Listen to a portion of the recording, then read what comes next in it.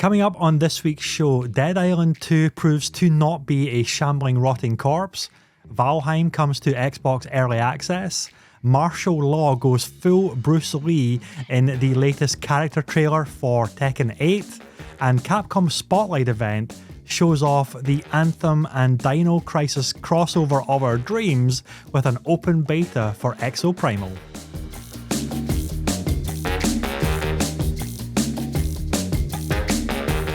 Hello friends and welcome to the Weekend Catch-Up Club podcast, the coffee morning show brought to you each week where friends hang out and chat about some of the latest stories going on in the industry. You can follow the show on all of your favourite platforms or watch the video version over on youtube.com/gamertagged. This is episode 99. It comes with a flake, everybody. And joining me for all the bands today is the man with the personality of a can of Orange Tango. It's the king of the tangent. He's back joining us. It's James McClellan. Morning all. Good morning, buddy. Good morning. Been a while. I really feel for our audio listeners that are going to miss out on this majestic look you've got going on with your beard, and you had a little bit of chest hair going earlier as well because your t-shirt was low. Ooh. Now you've shrugged it up, and so you're hiding your cleavage, Jamie. Why? Because we'll get age gated because apparently that's a thing now on YouTube. So we'll get demonetized and age gated, exactly. Yeah, can't have that. So I know. God damn you, YouTube. Anyway. And joining us in the co-host hot seat is none other than the voice from beyond. You've heard her in titles like Rollerdrome, and she's rocking the tea today as well, everybody. And then, of course, Goat Simulator 3 is the ethereal, the spooky, the immensely talented, the BAFTA freaking nominated Sara Lynham. Yay, it's me. Hello. I'm never going to get tired of that intro, and I just need to keep adding to it. I need to get more accolades, but I want them to be outlandish. Like, obviously the BAFTA one is fucking cool, but like I want it to be even more ridiculous. Like, have you ever listened to, there's a podcast called Hello from the Magic Tavern, and there's a wizard called Usador, but his intro is about like 2 minutes long because of all his his names and his accolades. So yeah, that's what I want to become. I love that. We're going to have to work on that. We're going to have to just pick random stuff, like the way you drink your tea needs to get put into your accolades of of introductions. So like really benign stuff. Whether you are a toilet roll in or out type of preference, this has to be into your introductions. Yeah, absolutely. Sara Lynham, the milk no sugar toilet roll upwards, BAFTA nominated. it's important information. It is. It's probably very telling as well to my personality. It gives people a real color for your personality, and yeah, it's essential. I think this should be the way we should, and everybody should be introduced with these kind of little minutia, weird details about each other. It's like, oh, okay. I agree. Hello, my name is Sara, and these are my bizarre preferences. All for that. So, folks, we have a really cool show lined up for you. A lot of fun topics. We're going to talk a little bit about the Capcom Spotlight, which happened just a few days ago. We have finally got a chance to watch it and make some notes on it. Sara is going to be giving us her full series opinion breakdown run through of The Last of Us, HBO's The Last of Us, now that the finale has been and gone, and she's going to tell us about the series as a whole. Of course, it's going to be getting primed for season 2 kicking off as well. We've also got a little bit of news about the PC game which took that community by storm. Valheim finally makes its way to Xbox, and of course it's available on Game Pass. We have Dead Island 2 news. That game is not a rotting carcass of flesh and reanimated whatever. It is prime fresh brains, apparently. It's getting some really good previews and stuff coming out, so it looks like that one has been pulled out of the fire, which is fantastic. And we even got a new character reveal, a couple of character reveals for Tekken 8. And Martial Law was the big character reveal, which is Bruce Lee through and through. And we're going to get into that because we like our fighting games. We like to button mash. We may not be the esports like pro players, but we like to button mash and do all the crazy fandango visual effect power moves and things like that. And it's cathartic to just beat the shit out of these virtual opponents as Mhm. well, because we can't do that in real life. You're not supposed to do that in real life anyway. So we do it virtually. Sorry, Jamie. I know you were primed there. Yeah. That's my afternoon ruined. Anyway, let's talk very quickly about Tekken 8, because Martial Law was the character that got unveiled, and this character has always been heavily inspired, shall we say, or an homage to Bruce Lee, of course. Like in the previous Tekken games of yore, back on like the PlayStation 2 and 3, some of the character skins were even the yellow jumpsuit from Game of Death, and some of the classic mannerisms and the special moves and everything like that. And now it looks like they've just fully embraced it. It's like, yeah, okay, this is we're going full on Bruce Lee with the nunchucks, with the jumping on the like the ground stamp on the opponent's chest from Enter the Dragon, all the little kind of thumb nose flicks and things like that, and obviously the visuals and the audio cues as well, which Bruce Lee was really known for. And it just looks absolutely insane. And what a year. We're probably going to roll this into a little bit of Street Fighter 6 chat as well, because that was part of the Capcom Spotlight. What a year for fighting games, because Sarah, was it last week we talked about, or maybe a couple weeks ago, we talked about Mortal Kombat 12 got kind of unfortunately announced, but unofficially announced on an earnings call. That it is coming this year as well. So we have got 3 of the biggest fighting games coming this year, with Street Fighter 6, with Tekken 8, and with Mortal Kombat. Damn, it's a good time to be a fighting game fan. Absolutely. Sarah, yeah. And I've said this in the past, like it's one of the styles of games that we used to play a lot of as kids. I would say probably slightly more Mortal Kombat and Tekken than Street Fighter. Although, when I think of Street Fighter, I always think of being in a literal arcade and playing it on an actual arcade machine. But I'm so excited for this new, like the full embrace of, obviously this is Bruce Lee. Like obviously we're massively inspired by him, and what an amazing person to be inspired by and to make a character based on.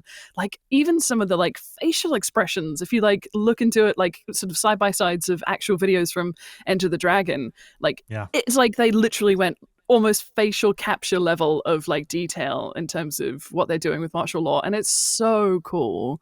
And it's really satisfying to also see in these videos like all the old moves that you know. So if you're like a legacy player who's always played martial, like you know that there's going to be the same moveset that you're used to, and then presumably some extra fucking cool things like the stomp, like you say, and the nunchucks, which is so badass. It's insane. Like he was never a character that I played, and now I'm like, look, okay, fine. I will switch from Kuma, and I will probably play the Bruce Lee now. The martial law, sorry, obviously the martial law. I know, because Paul was always my guy because of it's just the brawler biker type of heavy hitting dude.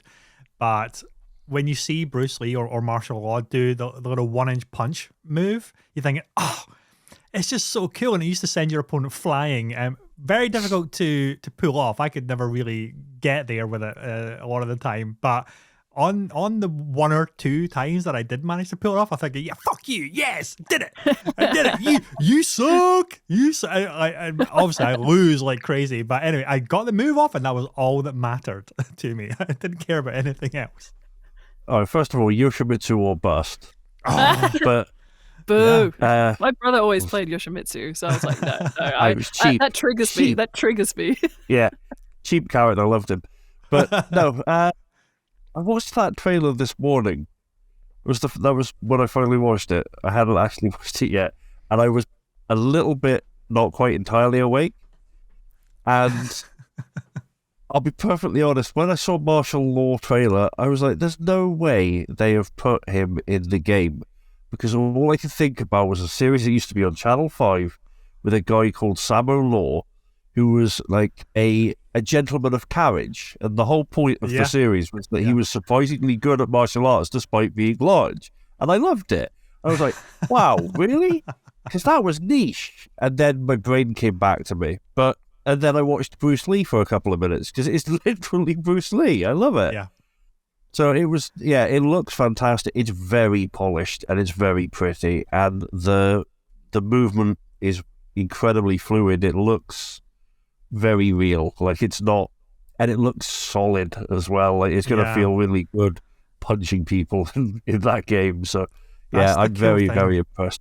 That's the cool thing that Tekken has always done. It's always went for this exaggerated, real, chunky kind of graphics that now Street Fighter is kind of adopting, but it's going more stylized, I guess, cartoony stylized with the kind of graffiti graphics and flourishes going across the screen for special moves. But Tekken has always had that crunchy, like solid hitting kind of feel to it, and this one is now in Unreal Engine, which is really interesting as well, because we're just seeing the fidelity which these game engines can actually deliver. And what's really interesting is between Unreal Engine for Tekken 8 and the RE engine for the first time is doing Street Fighter, how scalable and how much fidelity is getting cranked up for both of these games, because I know they're highly curated set piece trailers and character moments, but when the characters pose and they just like fucking flex and you see all the muscles in this and you just like flexing and like popping, it's like, damn, it's crazy to see how like the muscles move now. Like you can see the muscles moving under the skin, and they are governed by like real muscle movement. Like when Ryu like flexes his bicep as he's about to charge up a dragon punch, you can see like the veins like bulging and the sweat and everything. It's like, damn, this looks so good. And obviously Tekken is right there with it, with the ridiculous levels of presentation for fighting games, and it just looks amazing. It looks really cool. Really cool. Can't wait. I know. Little bit creepy though.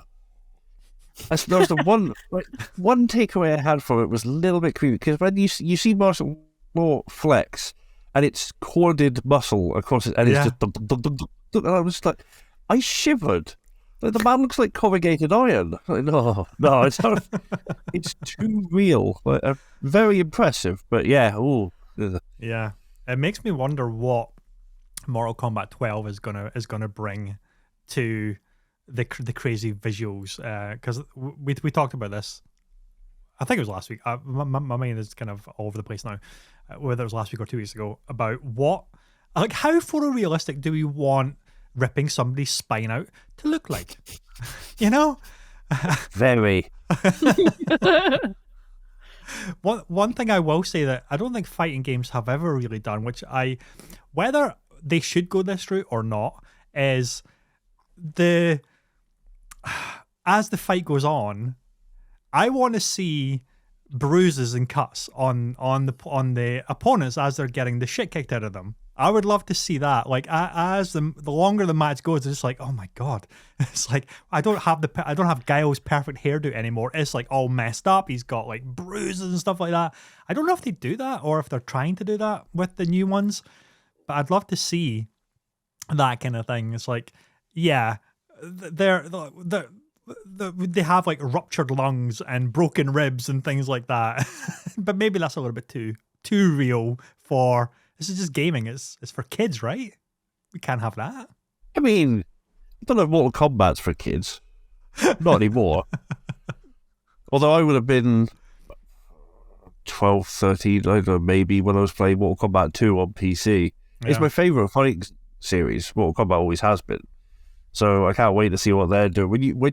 Because that's the thing, when you've got a favourite series in a genre and you see other entries in the genre doing really great, the first thought that I have is like, what's mine going to do? Because if they're doing this, and then you start to speculate. So it'll be interesting to see. But I love all of them. Tekken, Street Fighter, all of them. They're great fun. And they all look phenomenal. So very excited. Who's your go-to in Mortal Kombat, Jamie?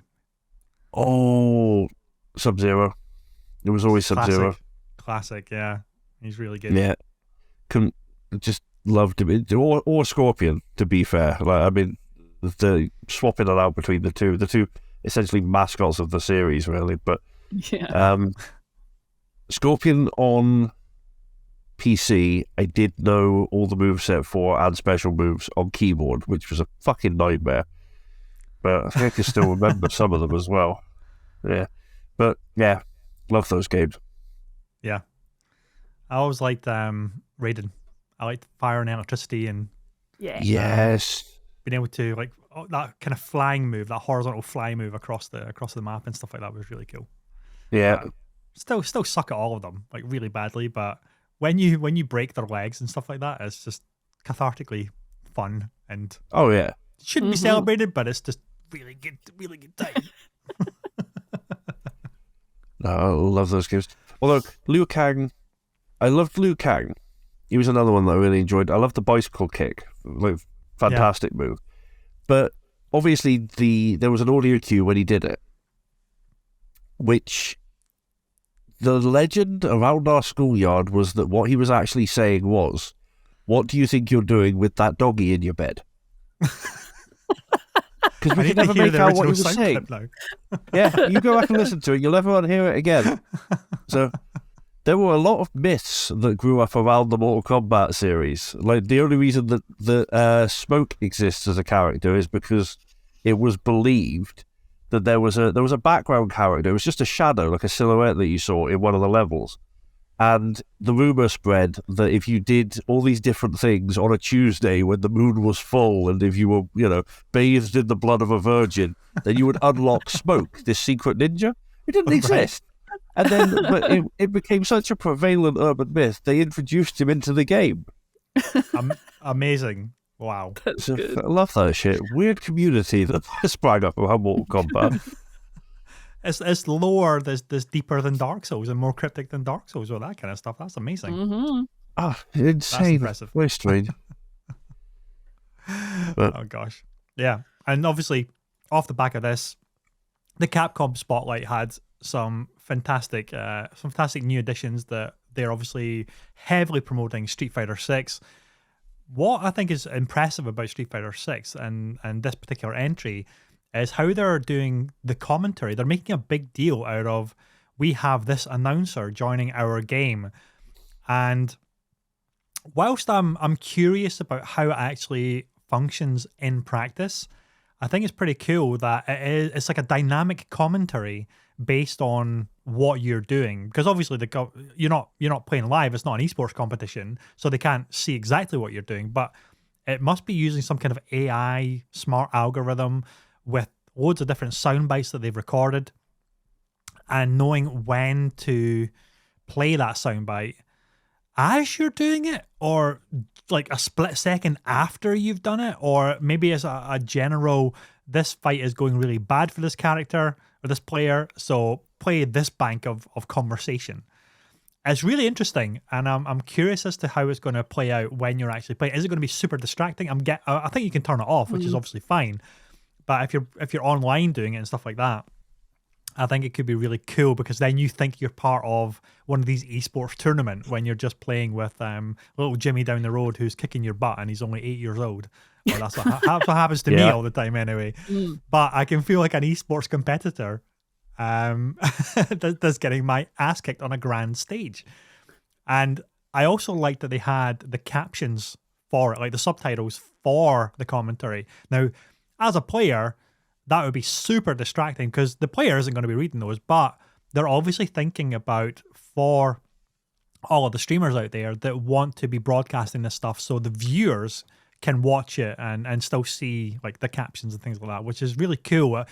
They really are thinking more of an esports broadcast audience rather than just the individual player playing at home on their own, which is a really interesting shift for the strategy of getting this game to market, which is pretty cool. My first thought was definitely that that's just going to distract me or make me feel like I'm absolutely useless, because it's almost always going to be, this player's getting absolutely slammed. I'm like, oh, okay. But maybe that could spur people on. Like, actually, I think that would probably infuriate me to the level where I would just be like, like madly smashing the buttons. Be like, fuck you, man. I'm not that shit. But yeah. As long as there's an option to turn it off if you don't want it, then I'm happy. I'll try it, obviously, because I want to see what it feels like to have someone literally commentating what I'm doing. But as long as it doesn't make me sound like I'm completely useless, then yeah, I'm all for it. If it makes me sound like I'm amazing, then actually I'd probably love having it on. So it's, yeah, I feel like it works both ways, right? Depending on how well you're playing in that one moment. Yeah. I hope there's two things I'm gonna address here. I hope that they God damn it, my mind just vanished. Oh yeah, I hope that they can be like really scathing, like brutal. Like this player has no business being on this stage. They don't know what they're doing. This kind of stuff. But also, I want to be able to feed in our intro for Sara, so the announcer announces you as the character. The BAFTA-nominated Sara Lynham joins the fight. This kind of stuff. You know? Oh man, now I need to like get in touch with whoever did the VA and be like, right, I have a very special request. Can you record this intro for me? So when I walk into a room, I can just play it, so I don't have to introduce myself anymore. And then people know a little bit about me before I've even met them. They'll definitely have some sort of like, oh, she's got some sort of diva complex now, and I'm like, well, at least now they know. Yeah, exactly. Have you seen some of the costumes of these characters? They're clearly all divas. You got to just embrace that shit. Yeah. Yeah. I need a full like fighting outfit though, because much as I love my Rollerdrome like gear, it's not really fight ready. I need to kind of like maybe rip some of the sleeves off it and make it kind of a little bit more rock and roll. Yeah, and the peacock cape drape, like a robe that you something march into the venue with, and then just throw it off, and then you're fighting ready. Yeah. Yeah, I'm all for that. And I think everyone should have that because, who doesn't want to walk into a room and have like someone announce their entry? It's like going into some royal palace or something and saying, here comes such and such of the such and such place. And yes. Yes. That place such and such. We know it well. Yes. Such and such McGee from such and suchville. I love it there. See, I like the fact you went with the very classy walking into a palace. All I can think of is pro wrestling. Yeah, that's what it screams to me. Yeah. So, and that's what the announcer screams to me, because I remember, because obviously I've played a lot of the wrestling games, and I've played them for years, and they had commentary, and so you'd be fighting, but it was so stilted. Like they would get Michael Cole from WWE into a booth and have him record, I don't know, for an hour, and then send him home, and then they would just mix it up and play it. So you'd be like, great, he just used the big move. God, it's really fucking my immersion over. And the worst one was, there was one where Shane McMahon was the commentary, and I can't remember which day it was, but there was one he would just go, slammage. That was it. Nothing else? Wow. Okay. Never heard anyone say that in my life in wrestling, but over the years it got better and better, and so as you were playing it, it would become more reactive. So, and they would even talk about feuds, which I love. They would record little snippets. So I'd be having a match, say, Eddie Guerrero versus British Bulldog, to my old faves. And then it would go, of course, Eddie Guerrero, we see him here. He's fresh off the back of a feud with, Chris Jericho. And then they would have these little bits that had been from like current time wrestling. Obviously, it dates the product, but and it was reactive. So as the match went on, it would definitely talk about how they're starting to look quite tired now, etc. It was all time based and stamina bar based and all that sort of thing. It would calculate where you're at and pluck the right voice note, and it did. It added a real level to the gaming. It made you feel like you were in a match, because commentary's huge in wrestling. It's why seeing live wrestling so weird, because you don't get it. Because they don't broadcast over the house mics generally, so it's only a TV viewer. So yeah, it'll be. I think it could really work. It'll be weird because it's new to the series, so I think it's definitely going to take some adjustment. But I like the idea of having commentary in Street Fighter. I think that could be quite good fun. I'd love to see him try it in Mortal Kombat. Just have a commentator going, oh my god, he's going in for that, and then just the sound of vomiting because you've just torn someone's eyes out of their head and stuck them up their nose. So, which would be interesting. That would be super interesting. But speaking of like the presentation and stuff like that, Jamie, have you seen how good WWE 2K23 is looking? Because they've just been dropping some trailers and some character stuff as well. Just wanted to throw that in there because I've got, but never played the last year's one, and I remember getting blown away by just the animation systems in that game. It looks so real, like a broadcast of a wrestling match, and I guess they're building upon that and improving upon it. Maybe not a massive degree, but incrementally improving it for this one, and it just looks ridiculous. Like when the wrestler was doing his big build up, he's got the microphone. He's the match hasn't started yet, and he's talking to the audience.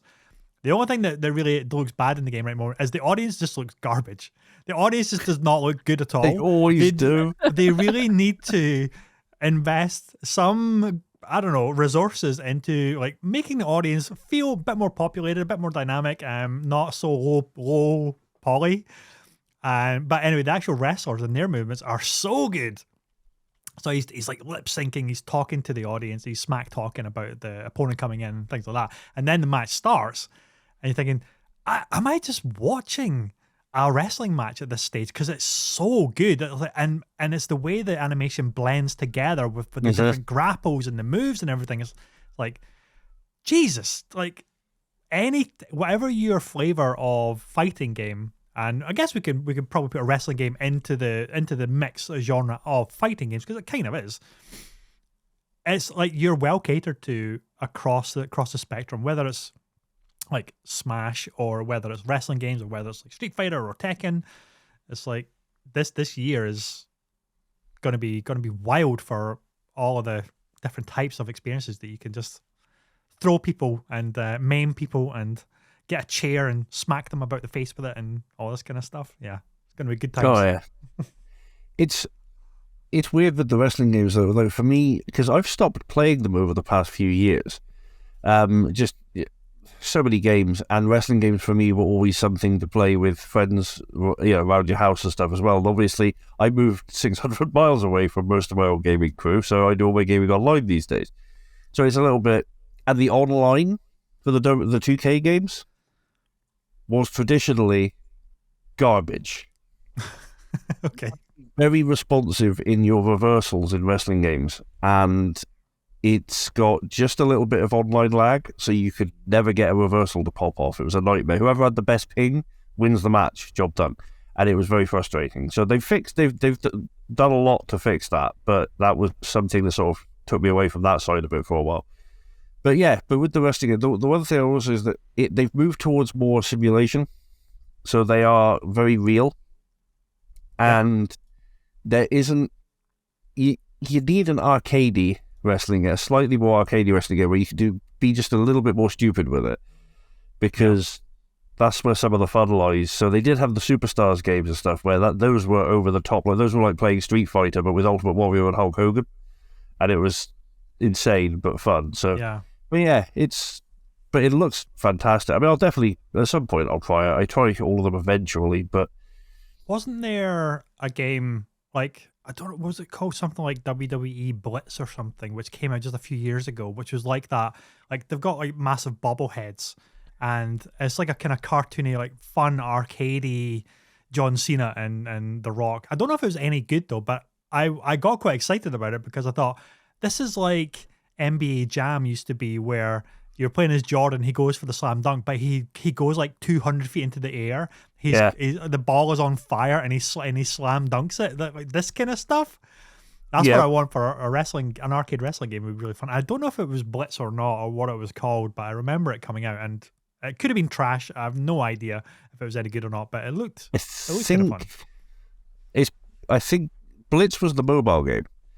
Okay. If I remember rightly, but Superstars was the actual full-on, right? Like it's a wrestling game, but with cartoony graphics, and like you would do the pile driver, but you would leap into the air 1,000 feet and spin around 32 times like Zangief, and then come down with them. It was brilliant. Hogan's leg drop, he actually went into space. Basically, it was great. That's what we want. Yeah, they're ridiculous. It was great fun to play. And it got poo-pooed a lot by the wrestling game community, like, because they were like, well, this, it's lost all the psychology of the match. I'm like, bitch, I just jumped over a plane so I could deliver an elbow drop. I'm not looking for psychology of match. I'm looking to smash Jerry Lawler's face in because he's a terrible human being. So yeah. Those kind of games, I think, are a great alternative to the serious sim ones. Because I remember one of my favorite ones on, I think it was the Mega Drive, or maybe it was the N64, that kind of era, a couple of years actually, was NFL Blitz. Because you had Madden, and you had like the serious American football games that if you wanted to play that, you've got that. But then you had the ones where you could tackle the other players by grabbing them and doing like a suplex on them and breaking their neck. Yeah. This kind of stuff, you know. And it was just extreme tackles, and it was like comedy value, like pile driving the other players to get the tackle and to get the ball again. And I thought, yes, that's awesome. That's really, really awesome. And more of that stuff as a fun throwaway alternative to your sim heavy serious sports games or fighting games and things like that, or wrestling games, can only be a good thing. Because it's just like, you know what, I don't want to do a proper 3 count pin. I just want to launch the guy into a wood chipper to win the match instead. Yeah. You know, this kind of stuff. Damn right. But Anyway, let's talk a little bit about Capcom Spotlight. So, first of all, I'm going to kick over to Sarah. What did you think of this 30, 40-ish minute presentation just the other week there from Capcom, talking heavily, obviously, about Monster Hunter, a bit about Street Fighter, obviously a lot of emphasis on a certain Resident Evil game, which is coming out in like a week's time, which is wild. What did you think? What caught you by surprise? I really enjoyed it. It felt kind of like presentationally, it felt different to some of the other things we've seen recently. Like the kind of the voiceover guy who was doing all the voiceover, it kind of had a different feel to it, and it kind of I can't put my finger on it, but it felt kind of arcadey in the way that it kind of presented itself. Like I don't know why that is. I think it was just, it felt stylistically very different to some of the other presentations we've had from other places and other consoles and things like that. What I was really excited about, aside from all the stuff you've already mentioned, which you already know about, I'm super excited for Resi 4, but Exoprimal? Yes. Which looks so incredible. I love the idea of PvE fighting hordes and hordes of dinosaurs. Like that, yes, take my money. And I feel like they probably will, because I've heard that there's going to be a whole bunch of microtransactions in there. But I'm just hoping that I'm going to be able to play it in a way that doesn't get in my way. Like, I hope it is really, really good. It sounds like they have an open beta 17th till the 19th of March. So that's like basically this weekend, isn't it? This weekend, so, yeah. That's probably what I'm going to be doing this weekend. Yes. It's also cross-platform, so everyone who has it will all be able to play together. I'm like, yes, people are listening. This is what the people want. We want to play with our friends, regardless of what platform they're on. And I want to kill dinosaurs with my mates. Absolutely, I do. So, and also there's a story behind it too, which I thought sounded interesting. A kind of like a multiverse concept story, which maybe is kind of justifying the fact if you choose the same character as somebody else, which I think you mentioned was in another game series. They've been listening to our podcast there and talking right? about injustice. It feels like it, doesn't it? Yeah. They're ticking the boxes. I mean, the only problem is that, I'm moderately concerned about the microtransaction element of it, but hopefully there's enough that you can do if you play enough of the game, but isn't too, it doesn't lock you out if you're not playing only this game and nothing else, because that's basically what it feels like with all of these games, that you need to dedicate your entire life to this game in order to get the gear or get the outfit, get the drip that you want. It's just, I hope that I can play it and enjoy it and not feel that I'm missing out on things by not playing into the microtransaction side of things, because I don't tend to do that. But I'm going to give it a go. So if anybody fancies doing that, I mean, alongside bloody Diablo, which is coming out soon as well with an open beta. So I'm like, obviously I want to play all these things. I love that we're getting these open betas, and but also the release date is quite soon afterwards. It's July, so I don't know. They must not have any plan to adapt it much based on feedback. But I think this kind of stuff is more just server stress testing, that kind of thing. But Unless yeah, there was massive backlash about something, I suppose. But even then, I've got a code for the Diablo beta, which is this weekend as well. So I'll me be too. Hey, we should do that together then. Do some Yeah, let's do co-op it. and capture some footage, and we'll put it into next week's show and talk about it.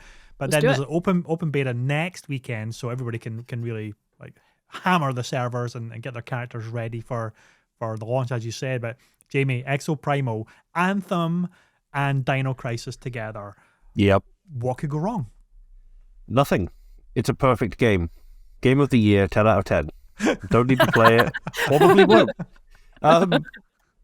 No, it looks. I mean, we talked about it ages ago when they first sort of teased it with a little bit of footage, and we were. I remember then just being like, "Yeah, just give it. Just hook it into my veins. This is insane." So it looks absolutely brilliant. So very, very, very excited for Exoprimal. Have been for quite a while. So that's going to be a lot of fun. I know what you mean with the presentation. That struck me as well, because all I could think was that any minute now the guy was going to say, "Press start to play." Yeah. So the same, I've heard that voice in 1,000 arcades. I know I have. So, but no, it was a really interesting.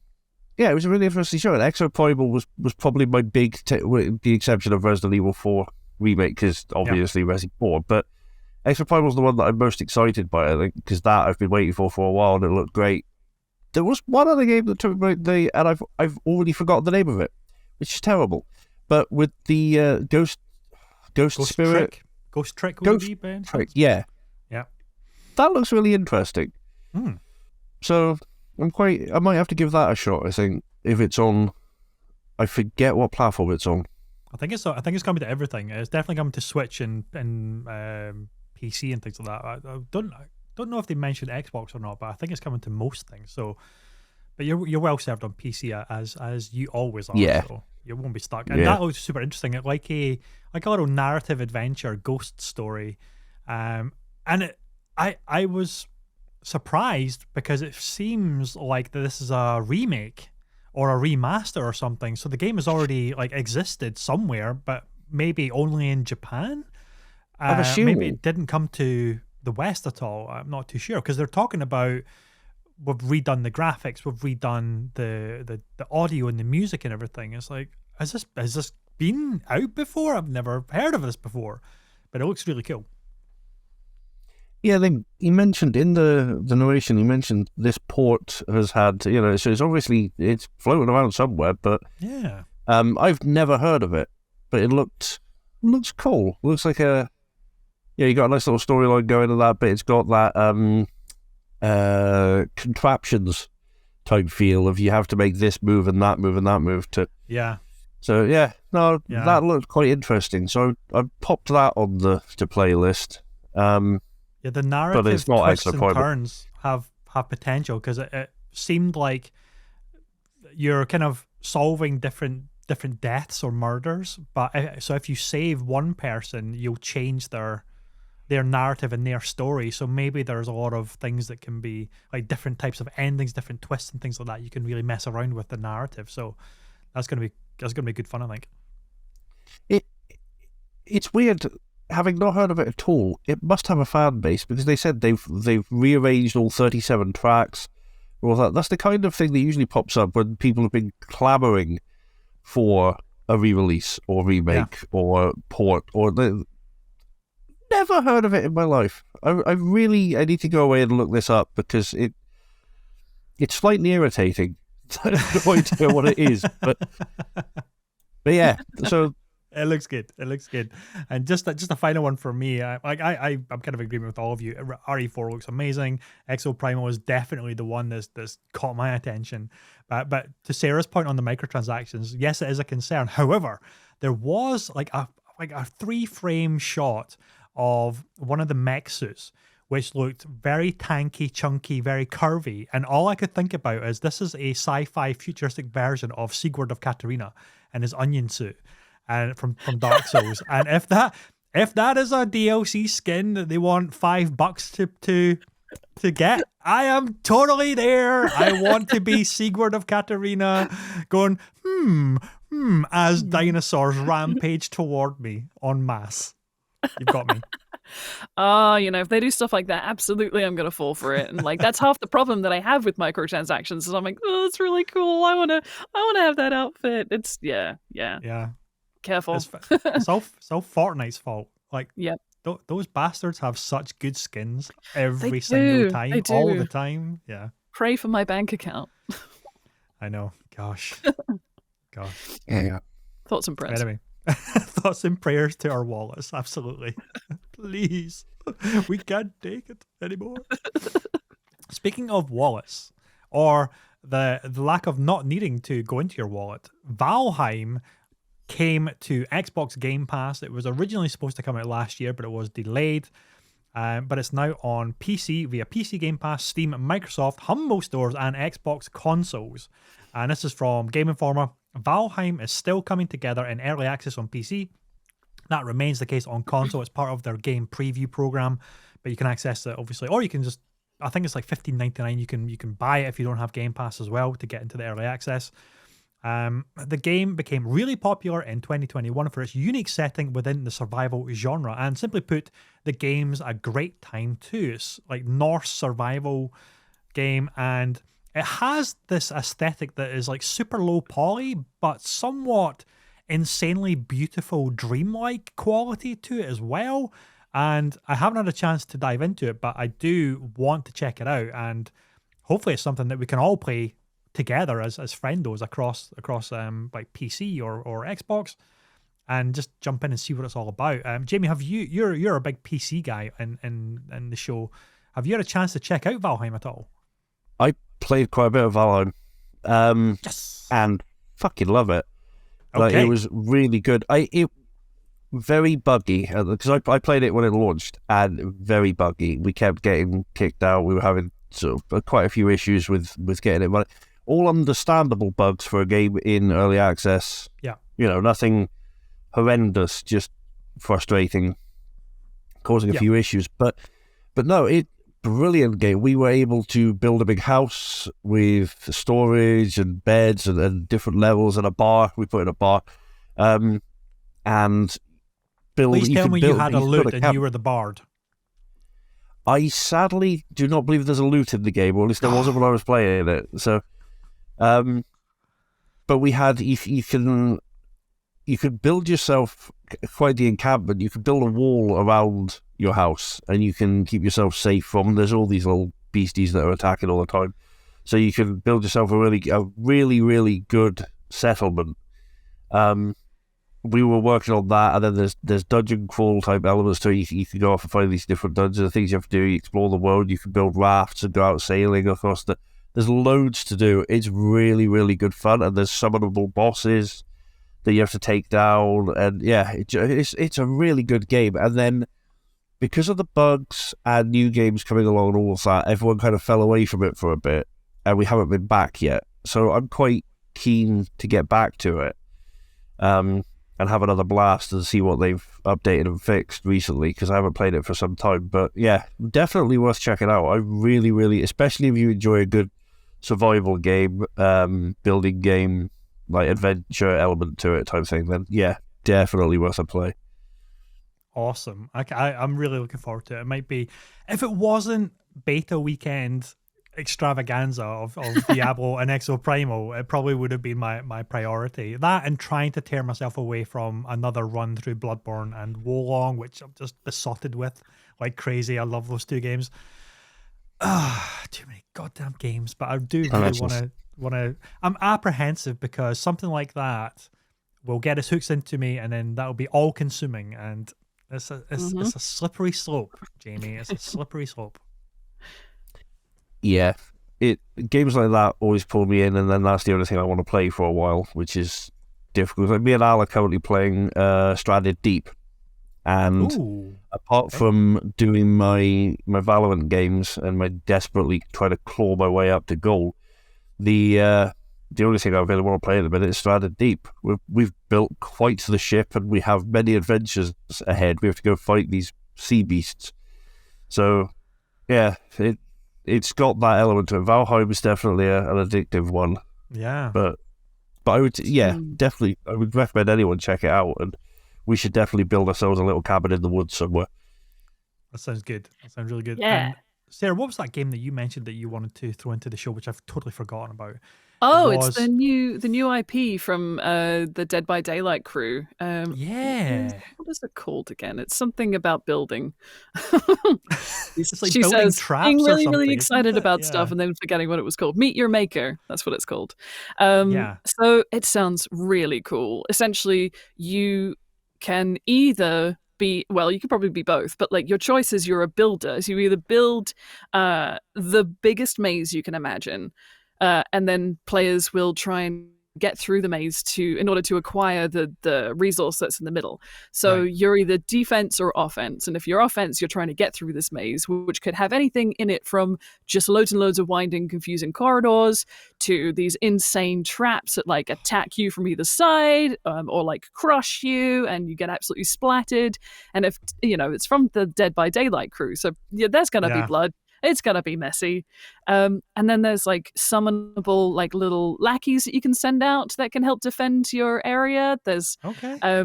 essentially the idea is that it's player versus player, and I'm sure there'll be kind of generic maps that you can play within in order to get a vibe for it. But the idea is that the community is creating the content, which is pretty clever, and you just know that it won't be very long until there'll be things that are so elaborate they'll be nearly impossible to complete.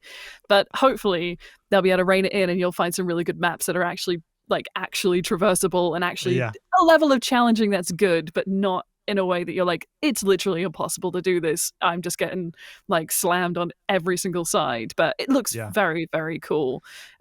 Essentially it's players build something, other players try and get through it and get the resource, and it looks awesome. I'm very, very excited. It's cool. It sounds like a mashup of two games I never thought would ever happen, but Mortal Kombat and Super Mario Maker.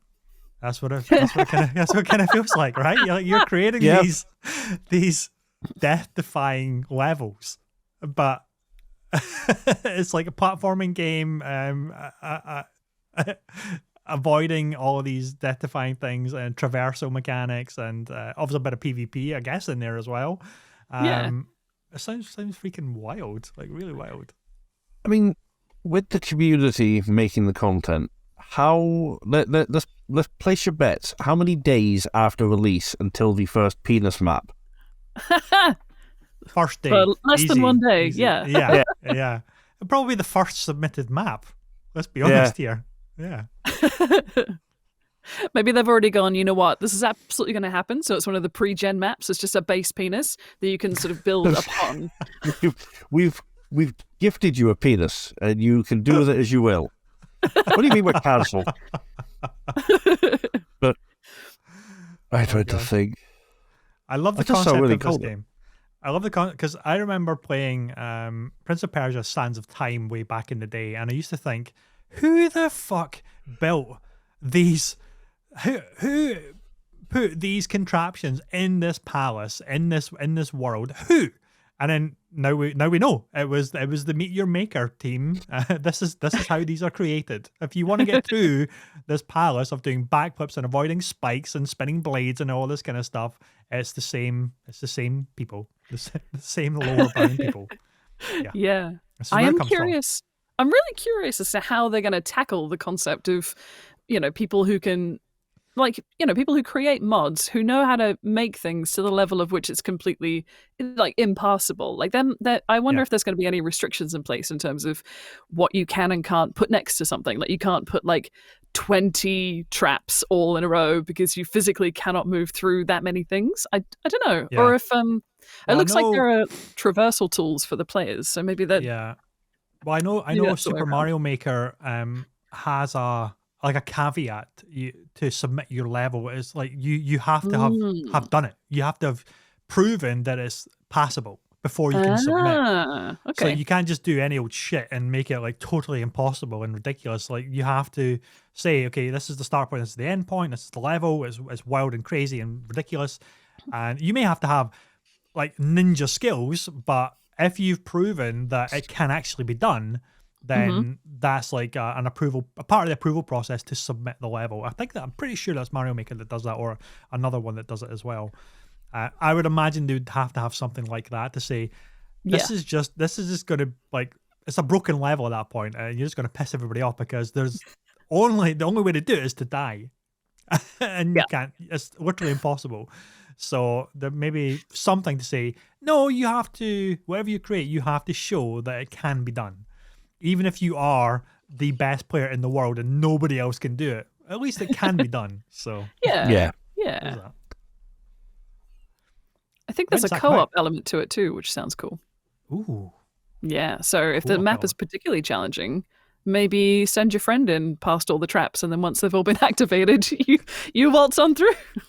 Well, the canary method. I like it. Never go treasure hunting with Sara, clearly. Because, after you. Tread on that, will you? Yeah, well, leading from the back is what Sarah's doing. So you go first. I'll coordinate from back here.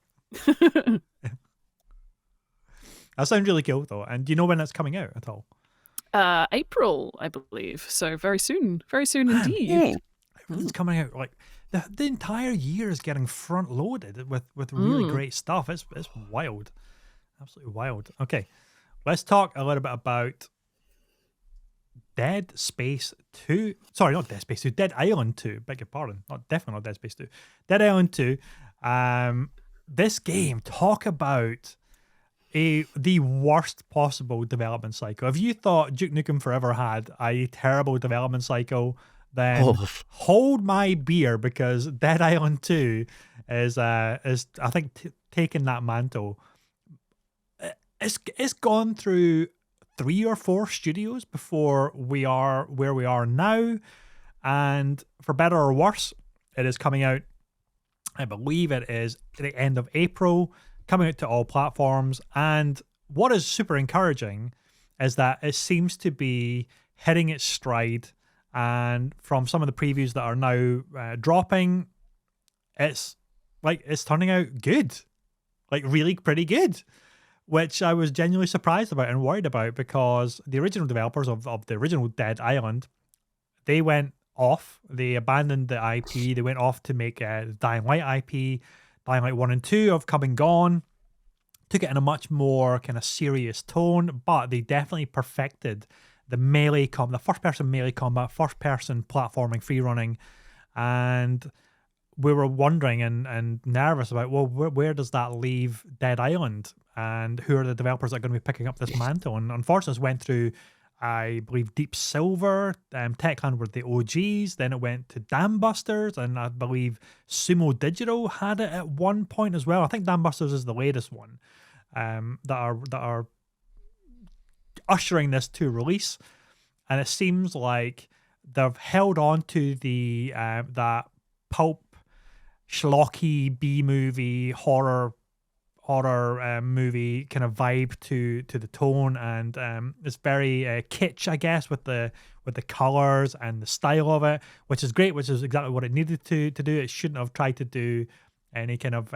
very serious, grounded zombie movies or zombie type style of games. We've got enough of those already. I like that it's just having just ridiculous, over the top fun with it, kind of like a Dead Rising in that regard. And it seems like it's actually gonna deliver and hold true to the original tone and everything, which is super encouraging and a bit of a relief. But anyway, Jamie, what do you think about this one? This long in the oven, baking away for like 8 years or something? It's wild. I remember I remember back at one of the Eurogamer Expos that we went to, EGX, there was an initial build of Dead Island 2 there, and we played it, and we fucking loved it. We thought it was great, and we thought, oh great, it's going to be coming out in like maybe next year and the year before. 8 years of nothing and reboots and everything, and now it's back on track. Why? No, it's been a long time. Yeah, I was really, really, really excited for it because I loved Dead Island and I enjoyed Riptide, but Dead Island was just so much fun. Like, that's a great game to play with friends. Like, the co-op's so much fun. You talking around an island, taking out groups of zombies, just having a laugh. Like, it's awesome. We very rarely got any of the story done until we got bored of the area we were in and wanted to get onto the next bit because we were just too busy collecting stuff and killing stuff. And then, yeah, was looking forward to 2, and then obviously it went into production hell, and it's nice to see that it's finally coming out. It looks really good. The Eurogamer video for it that got age-gated is one of the most frustrating things I've ever watched in my life, because it's just cats. But yeah, it looks really polished, really, really pretty. It's got all of that Dead Island gore and insanity going on, which is great. Like, there's a bit where he throws a gas can into the middle of a crowd and shoots it. Any game that will let me do that with zombies, I'm always happy, because I want to. The only way you can make me happier is give me a Flammenwerfen. But yeah, just looks really good. I'm very, very, very excited to try that. I'm hoping. I don't remember seeing anything about it being co-op. I assume it's going to be. It must. Surely it has to be 4-player co-op, yeah.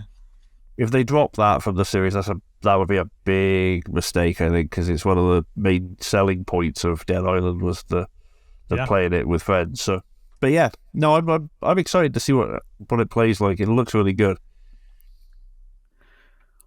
Sarah, so zombies. Yeah. You like your over the top zombie games?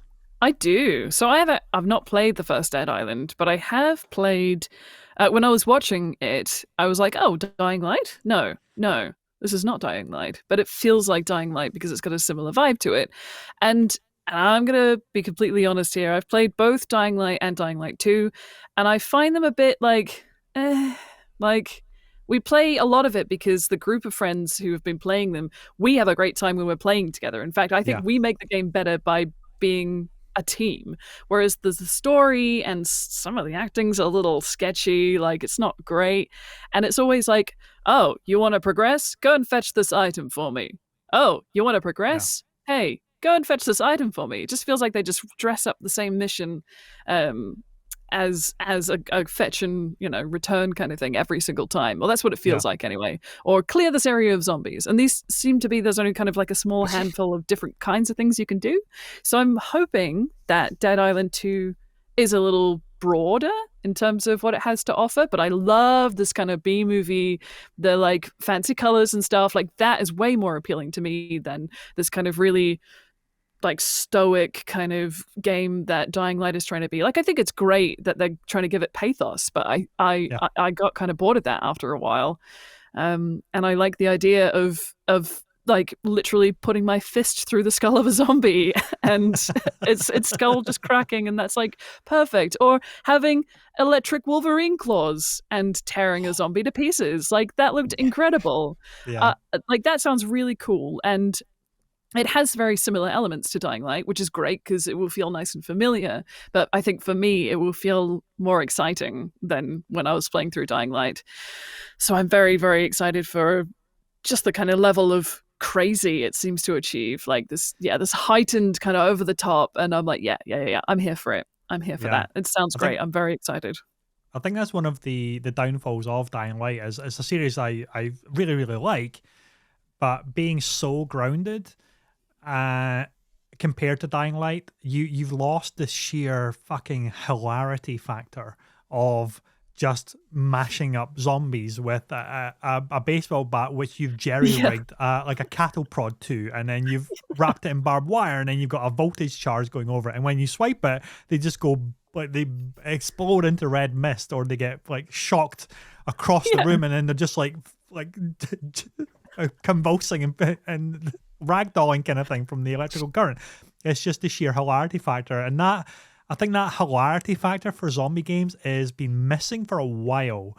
And I'm going to go back really far to Xbox 360, I think it was. When was Dead Rising 1 came out? Dead Rising 1 is the only Dead Rising game I've played, and I remember there was a demo dropped for that, and you're the character, the photographer character, and you're in a shopping mall, and you had just ridiculous weapons that you could pick up. It could be like a rubber chicken, it could be an umbrella, or one of my favorites, which literally had me rolling on the floor belly laughing, was it was a sports shop, and I went to a golf bag, and I picked up a golf ball and a like a 9-iron, and I started doing these Tiger Woods style swings and launching golf balls at the zombies and just knocking them over, and I was so fucking hysterical at this. I thought, bring the ridiculous, over-the-top Mhm. humor and fun to this style of game, because it has been missing, and it is the advent of things like The Walking Dead, like The Last of Us, like other mainstream media, which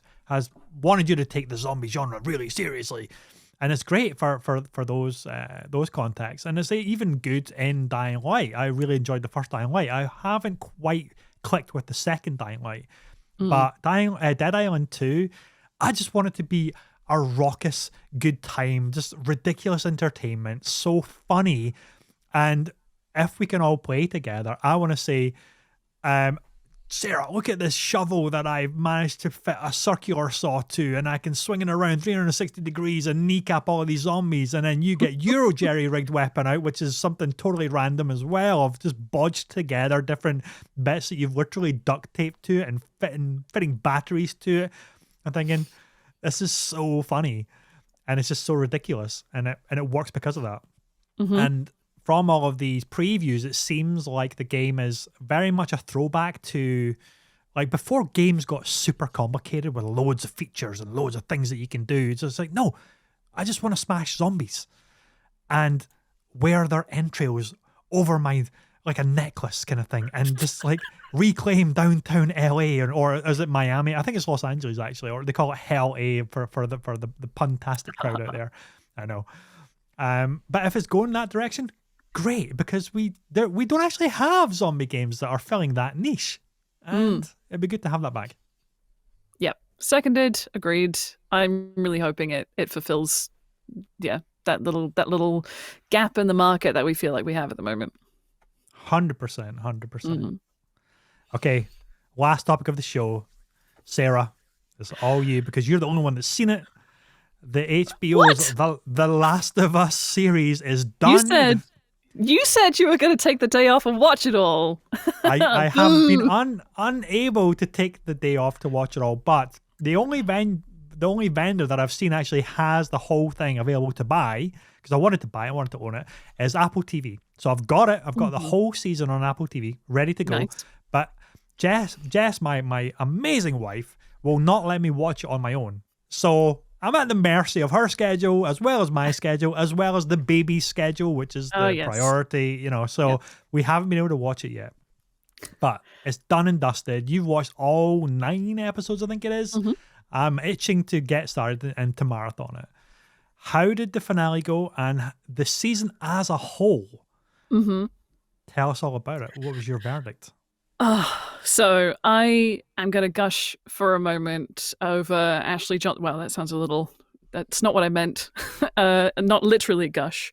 But Ashley Johnson in this last episode is just phenomenally good. Like, I feel like I don't know how much like screen acting she's done in the past, because obviously she's done loads of voice acting, but like her performance as obviously this is gonna be a spoiler, so sorry.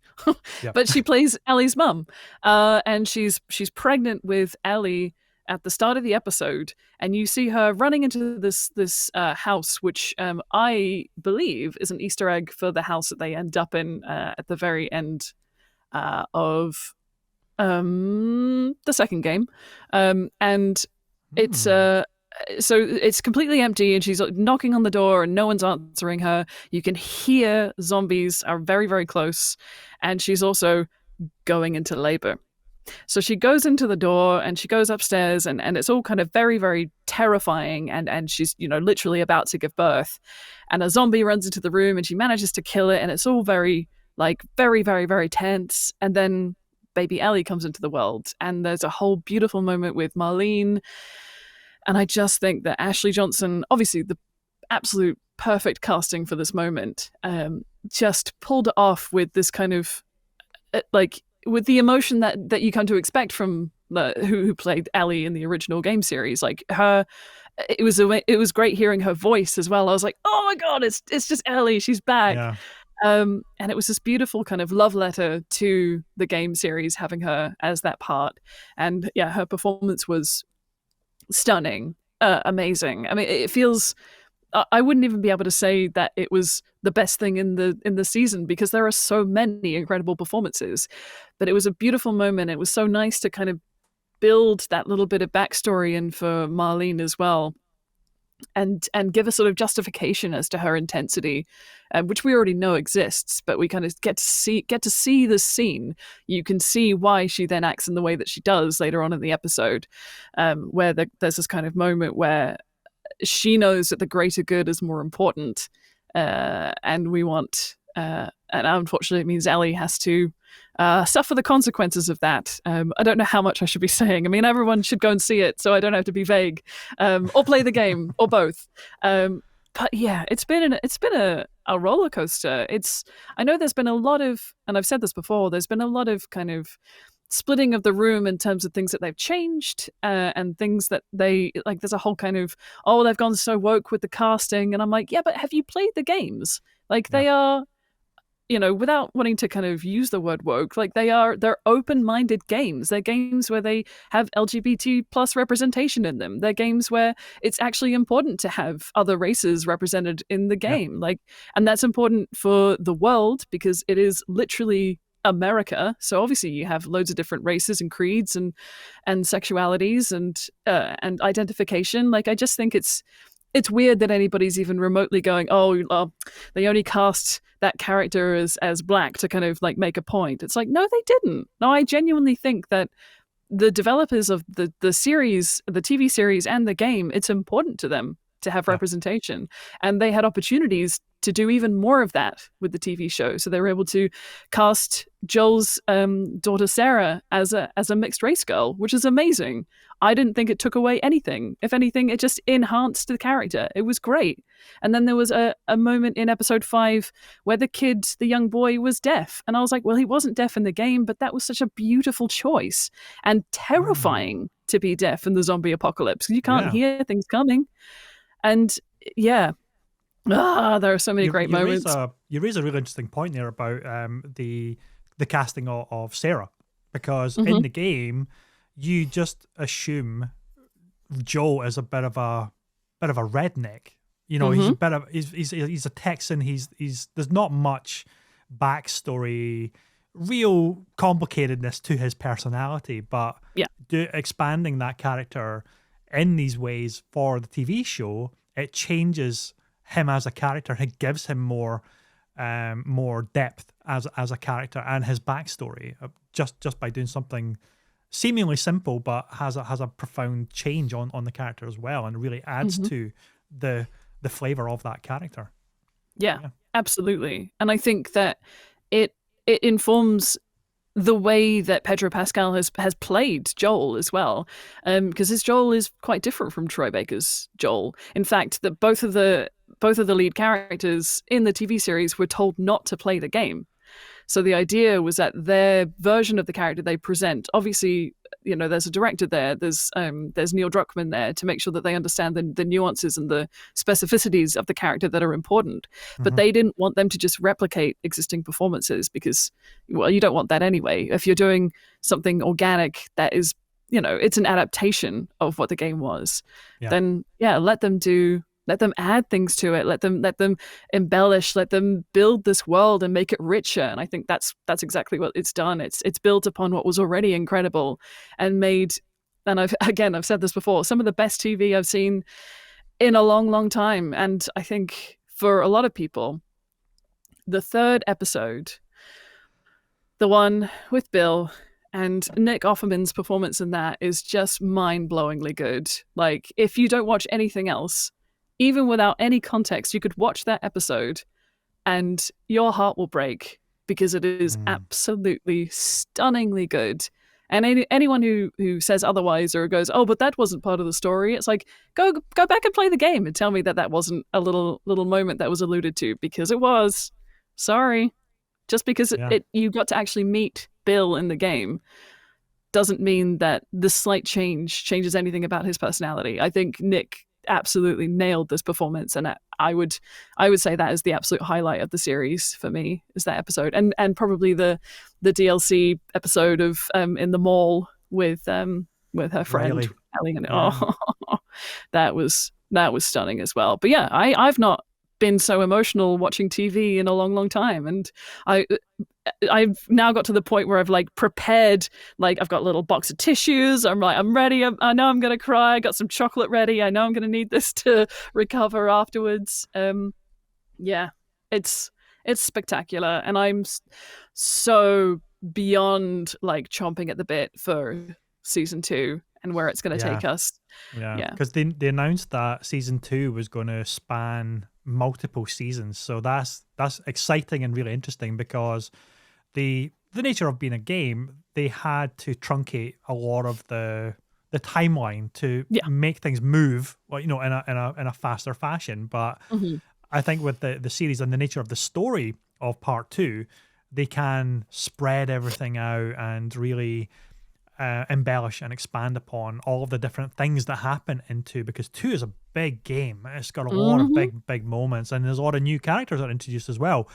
And going to multiple seasons, they can expand out those characters' backstories in a way which just wasn't possible. And that's the cool thing about an adaptation that has been done really, really well, because it frees up the ability of the creators to then, okay, we couldn't do this here, but we can do it here, and we can really flesh everything out a bit more and take more time with it and things like that as well. So exciting! I can't wait to finally watch it and properly geek out about it as well. But you'll absolutely love, in the most recent episode, one of my favorite little like gameplay style moments that they did was Joel was like looking up to the sort of next level up in the building that they're in and says, "Oh, we need to get up there, but we can't get up. Look, there's a ladder. Ellie, I'll give you a boost. I'll get you up there." And literally the style of the boost is exactly the animation from the game. And I was just like, that's the sort of shit that I want. The little touches, little Easter eggs. Yeah.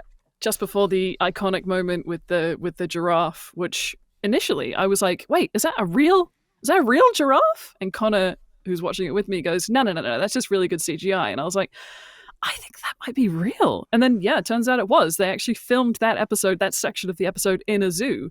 And there's these the images from on set where they've just got green screen all behind the giraffe's head, but it's literally a giraffe, an actual little giraffe, like poking its little head up. And I was like, oh my God, that's so cool. Super cool, I know. Yeah. Oh, God. Can't wait to dive in. So anyway, that is a highly recommend from Sara on The Last of Us HBO show, if you're one of the very few like myself that haven't had a chance to watch it yet. But anyway, that's it for this week's show, folks. This was episode 99 of the Weekend Catch-Up Club podcast. Next week's show is going to be a big one. It is our 100th episode, and I have managed to wrangle in a couple of guests, so there's going to be 5 of us shooting the shit, talking about different things. We may not even have much to talk about game-wise. We're probably just going to have a blather. It's going to be a couple of guests that have been on the show before, so we're going to be waxing lyrical about a bit of reminiscing, probably more than anything, and of course our love of video games and the industry as a whole. But that's it for now. Take care. We will see you next week. Until then, happy gaming, everybody. Bye-bye.